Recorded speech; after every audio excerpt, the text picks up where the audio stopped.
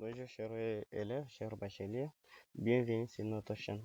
On continue toujours notre programme et les corrections des épreuves d'entrée, des épreuves de concours d'entrée à l'école des mines de l'industrie et de la géologie EMIC, cycle technicien. Aujourd'hui, nous allons corriger l'épreuve de l'exemple 1 de l'épreuve de 1991 mathématiques. Donc, je vais lire l'énoncé avec vous. La première question, on considère l'exemple 1 pourtant. On considère la fonction f de x égale à ln de x définie pour tout x supérieur à 1. Voilà, la première question pour cette étude de fonction, on dit étudier les variations de f.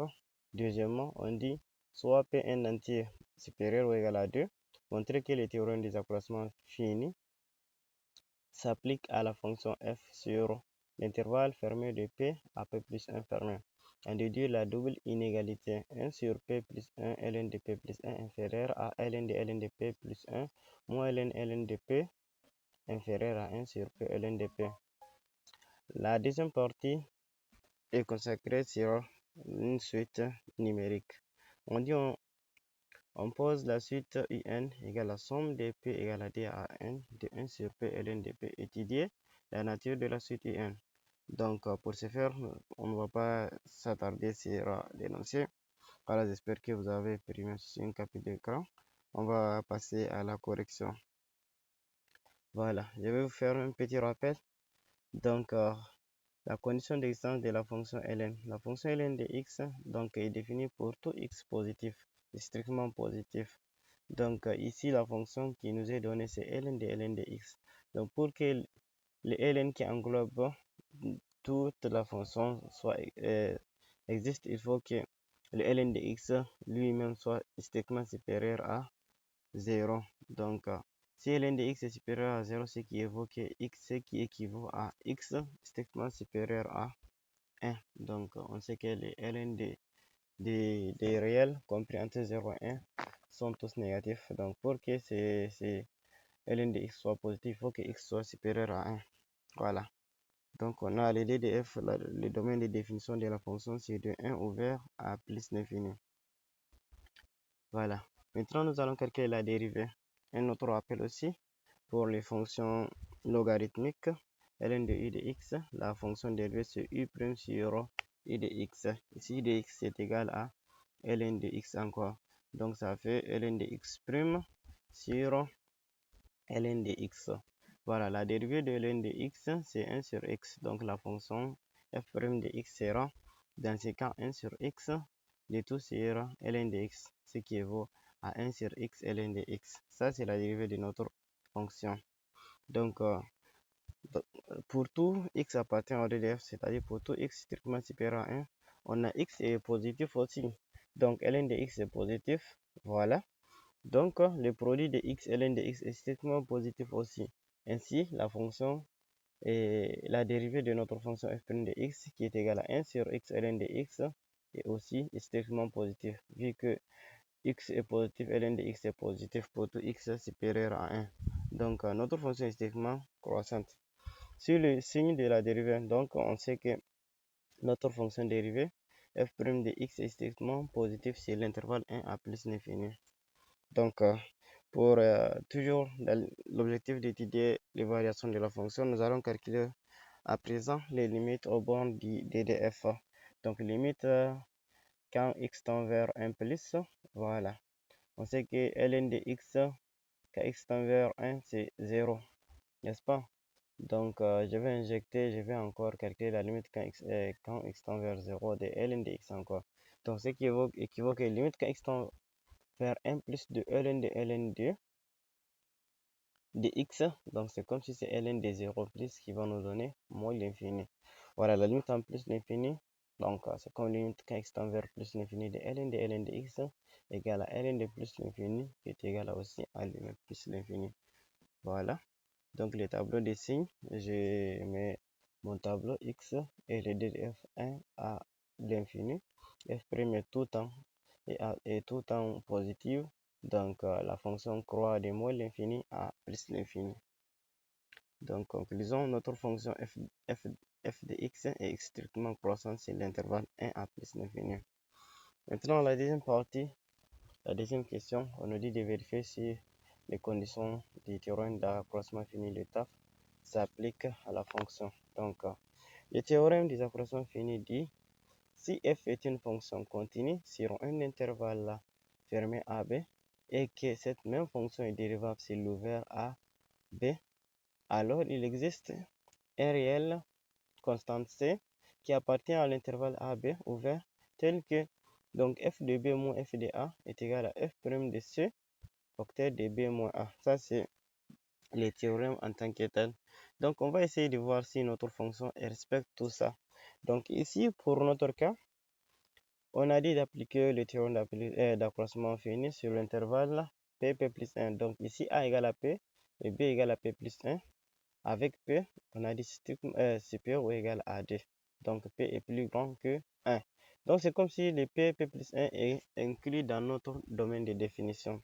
Donc, F étant continu sur son domaine de définition, dérivable sur son domaine de définition, par conséquent, tout intervalle inclus dans ce même domaine de définition, f l'est aussi, f est continu et dérivable sur cet intervalle. Donc, on sait que f est continu sur p plus 1 par composé de deux fonctions continues et f est dérivable sur l'ouvert p plus 1 puisque p est strictement supérieur à 1, donc p est supérieur ou égal à 2, donc ça commence à 2 vers p plus 1, donc c'est inclus dans 1 à p l'infini. Voilà. Donc, notre fonction est continue et dérivable sur l'intervalle. Donc, il respecte toutes les conditions. On peut dire qu'il existe une constante, un réel C, qui appartient à l'ouvert P plus 1, plus 1 tel que f de P plus 1 moins f de P est égal à f' de C facteur de P plus 1 moins P. Voilà. Donc, je simplifie les P, ça reste le 1. Donc, c'est comme si j'aurais f de P plus 1 moins f de P égale à f' de C. Voilà, puisque le P va se simplifier. Donc, cela revient à dire que, voilà, et f' de x, je sais que c'est 1 sur x, ln de x. Rappelez-vous, on l'a calculé à la première question, là où on étudie les variations de la fonction.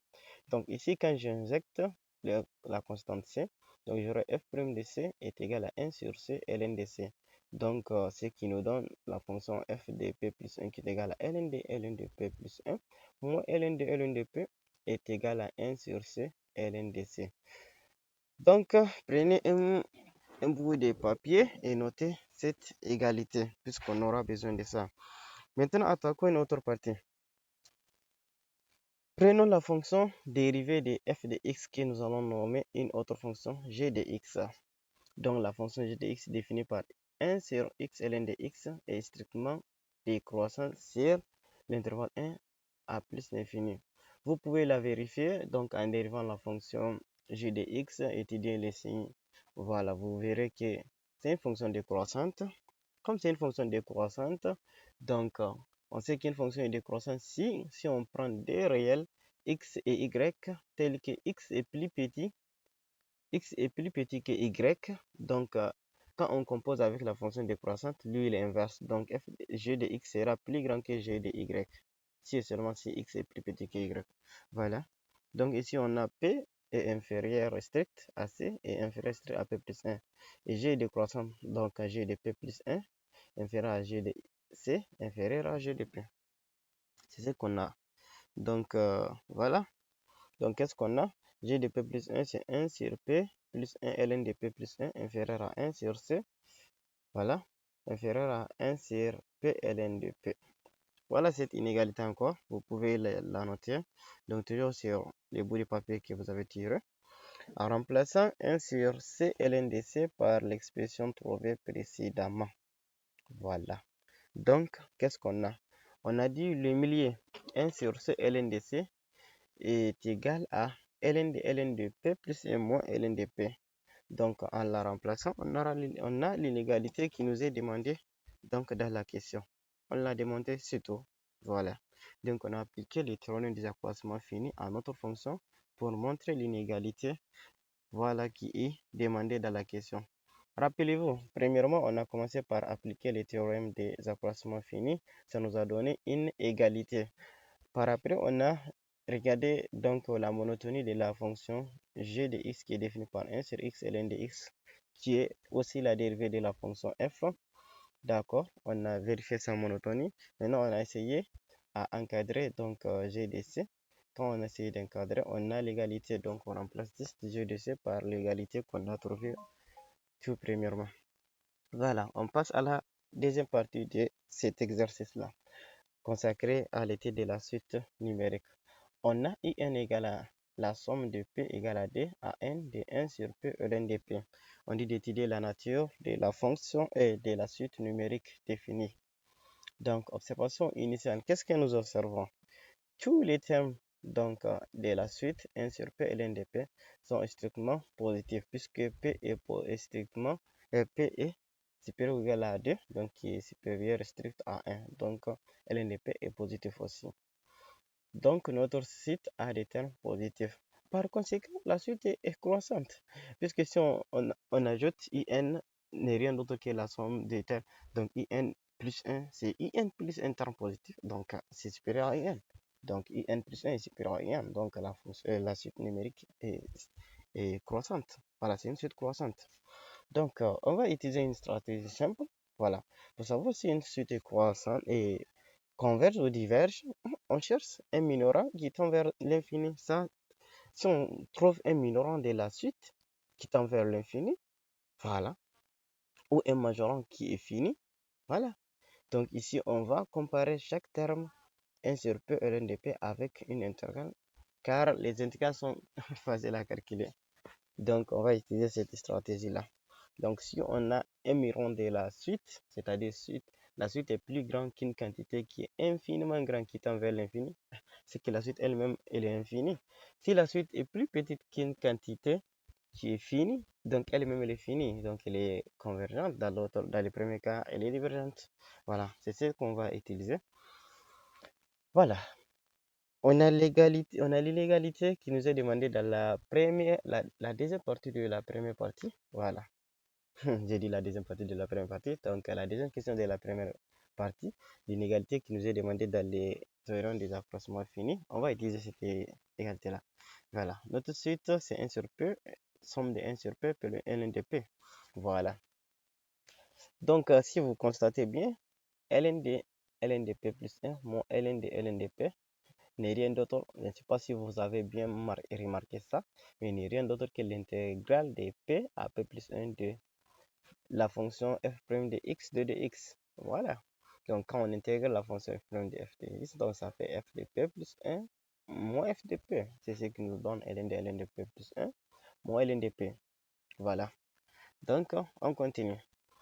On va faire une petite conclusion. Donc, on va remplacer les termes centrales. Donc, cette intégrale-là, le terme central de l'inégalité qui nous est demandé dans les théorèmes des approximations finies, on va remplacer ça par l'intégrale. Et en somme, voilà. D'après la double inégalité, on prend juste les termes, voilà, à droite, puisque c'est ce qui nous arrange. Nous, on cherche à étudier. Voilà, on va chercher à trouver et un truc, un minorant de notre suite, puisque notre suite c'est la partie droite. Voilà, la partie gauche n'est pas vraiment notre suite, donc mais les termes qui ressemblent plus à notre suite c'est la partie droite. Donc on va garder l'inégalité de la partie droite seulement. Donc on a intégrale de p à p plus 1 de 1 sur x de dx de 1 sur x ln de x de dx est strictement inférieur à 1 sur p ln de p. Donc, ça, c'est notre suite à condition qu'on somme seulement. Donc, si j'essaie de sommer de P égale à 2 à N, c'est notre suite qui est à droite. Voilà. Donc, je vais sommer l'intégrale et je vais sommer sur la partie droite aussi. Voilà. On dit l'utilité de cette stratégie. On dit que voilà, les termes sont plus grands. Voilà. Les termes 1 sur P est plus grand et que l'air sur la courbe. Sur l'intervalle P plus 1, cela nous permet de minorer la somme totale. Voilà. Avec on va essayer de minorer la somme totale de la suite. La suite même elle est définie comme somme. Donc, on va minorer la suite par les termes de l'intégrale qui est définie. Voilà. Donc, si on essaye de sommer pour P égale à 2, P égale à 3, jusqu'à P égale à 1, qu'est-ce qu'on aura? On aura une somme de P égale à 2 à N de l'intégrale de P AP plus 1 de 1 sur x ln de x de dx. Voilà, on somme de l'autre côté. Donc, si un terme, il y a une égalité, quand on somme aussi, l'inégalité ne change pas. Donc, j'essaie de sommer à gauche et je somme à droite. Mais attention, il faut que le début de la somme et la fin de la somme soient pareils, sinon l'inégalité n'est plus valable. Donc, si je somme à droite, quand je somme P égale à D, à N de 1 sur P ln de P, ce n'est rien d'autre que notre suite. Voilà. Donc, j'ai en fait minoré notre suite IN. Donc, notre suite IN est plus grand que la quantité somme de P égale à D à N de l'intégrale de P à P plus 1 de, voilà, de F' de X. Voilà. Ça, c'est notre minorant de la suite. Maintenant, qu'est-ce qu'on va essayer de faire? On va essayer de voir est-ce qu'on peut permettre la somme et l'intervalle. Et c'est clair, on va avoir une somme télescopique ici. On va voir, c'est clair, une somme télescopique. Les intervalles 2, 2, 3, 3, 4, n plus 1 se touchent bout à bout. Et la somme des intégrales est donc l'intégrale unique de P égale à D à n. Voilà. Puisque, voilà, si on somme, c'est comme l'inégalité des théorèmes de qui? Pas Thalès, les théorèmes de Charles. Les théorèmes de Charles. Donc, quand on a intégrale de A à B, plus l'intégrale de B à C, ce n'est rien d'autre que l'intégrale de A à C. Voilà, l'inégalité de Charles, pourvu que c'est la même fonction qui se trouve dans l'intégrale. Donc ici, c'est notre cas. Si on essaie de sommer sur de P, donc P commence à D, donc c'est la somme de l'intégrale de D à 3, plus l'intégrale de 3 à 4, plus l'intégrale de 4 à 5, plus l'intégrale de 5 à 6, plus l'intégrale de n à n plus 1, ou bien de n moins 1 à n. Qu'est-ce que c'est? Ça, c'est rien d'autre que l'intégrale de P égale à D, donc jusqu'à n, qui est exactement ce qu'on va voir. On a donc l'intégrale de, tout ça c'est réduit à l'intégrale de D à n plus 1, puisque c'est P plus 1, et P s'arrête à n. Donc, si P s'arrête à 1, donc P plus 1 s'arrête à Pn plus 1. Donc, qu'est-ce qu'on vient d'avoir ici? On vient d'avoir une intégrale. Déjà, on connaît la fonction qui est à l'intérieur, on connaît sa primitive, c'est notre fonction. Donc, on vient d'avoir un minorant qui ne dépend que de n, voilà, de notre suite in.